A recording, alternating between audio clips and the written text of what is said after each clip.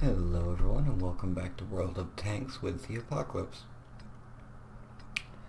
Today we are with a good friend of mine, the SU-100Y, otherwise known as Box Tank. The SU-100Y is a Tier 6 premium Russian tank destroyer, and it is essentially a 130mm gun on tracks. The tank itself is pretty bad, but the gun is spectacular.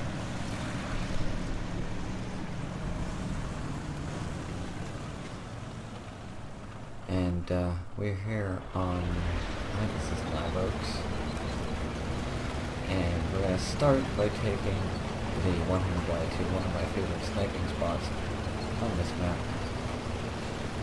These bushes in the middle. You are kind of stuck out in an open field if you get spotted back here, but there are this sort of sniping opportunity all over the place. And, well, I just am passing this up. The 100Y's gun does take a long time to reload, but at this sort of distance they're not firing back, you can take your time. It is a 400 alpha damage gun. You can have a lot of fun with it. Trying to get a shot at that 3002M.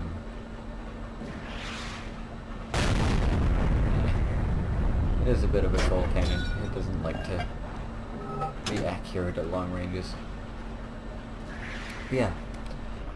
In this game, my team is not that great. They all decide to rush the city, and they don't do very well about it, and that E2 over there is the only guy going south, and even though it's obvious that he's the only one going south, he decides to keep pushing, and, well, we'll see how well that works out for him. I'm looking over there, keeping an eye out. There's a VK. Gonna see if I can't help him out. Do what sniping I can do, but this VK is on the wrong side of the tracks. Waiting for him to move. I can't see anything on the side, so there's no one better than this guy to look at. Looks like the two artilleries are working him over. With that M4 there, spotting him. He's moving.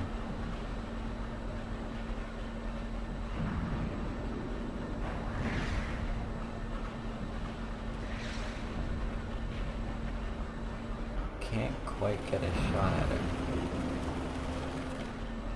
Okay, 3002M, a much better target. Kaboom! I love this gun. I really do. It's awesome. The 100Y itself, very, very squishy. You don't want to be spotted because just about anything will bang you. So I'm backing up here, trying to stay outside of their spotting range. E2, stop for a second, aim, lowest damage roll ever, but we have teammates to finish it off. And you'll notice, a good portion of my team is already dead. But this game is an exercise of slow reloads do not matter if they only come at you one at a time. If they give me 13 seconds between shots, I will reload and keep killing them. Because when you're top tier in a 100Y, you have one of the most dangerous guns in the game. Because you're actually using a tier 9 gun. I think statistically it's a tier 8, but it favors measurably up against some tier 8, 9, and 10 guns. So,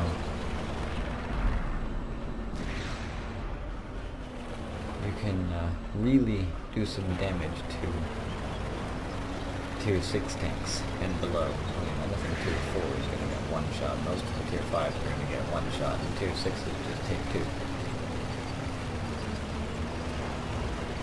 It is a bit lacking in the penetration department, but hey, you can't have everything. KV-1S right here. We're going to take a pot shot at him. And get bounced. Sad face. Long aiming time. And let's face it, he's at range, and I'm kind of lacking in pens, so I'm gonna sit here for now. We'll seem to be fairly safe. Bounced again. Ugh. Ugh. RNG. Why? Oh, Volvo, please. No matter. We'll switch to HE and start pumping him. There we go. That's some proper damage. Even with HE, because this gun is so big, it'll do 100 plus, maybe 200 damage to just about anything. There we go, 150. Electo over there. I'm gonna get down behind the bridge so they can't shoot at me. Ooh, KV-1S missed. That's a sight I'd like to see. And now KV-1S is dead. I'm gonna start reloading AP again. Guaranteed damage is really, really nice. Now, Electo, come on, back up, get the gun down. 100Y has a weird gun depression problem.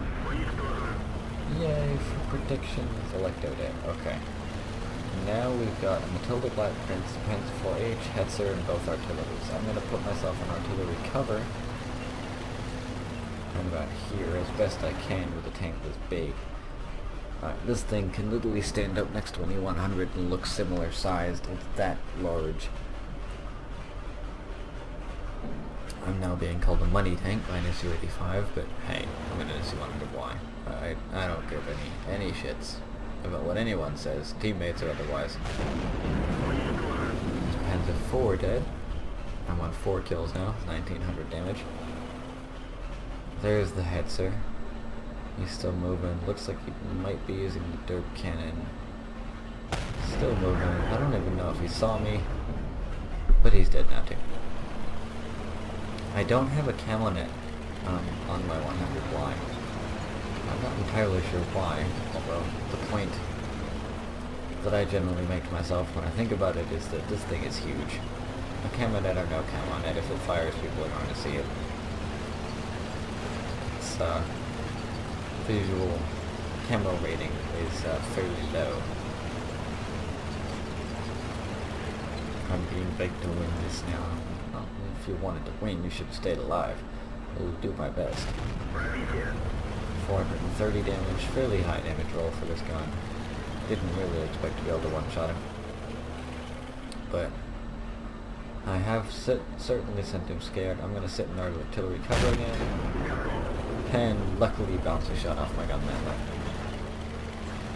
Just wait for me to drop off the radar before I leave RD cover. And then I'm going to use the surprising speed of this thing to get over to the other side of the map and start capping before they do. This is a bit of a risky maneuver, but I figure if they come and cap, I will probably not be all the way over there, because if they're getting to the cap, they would have been over in like H8, H9, but I wouldn't have gotten all the way to the cap and I could turn around. Because I'm watching the time right now, and it only takes me about a minute and a half to get entirely to the enemy cap. And it takes about that amount of time to cap. So if I'm not all the way there, I can turn around and come back and get them. That is a secured Top Gun now, so even if we lose, I get the winning team experience multiplier for a valiant defense. The SU-85 apparently was a little volatile this game. He did do the second most damage in the game, something like 1500, I think. The replay will be in the video description below. But,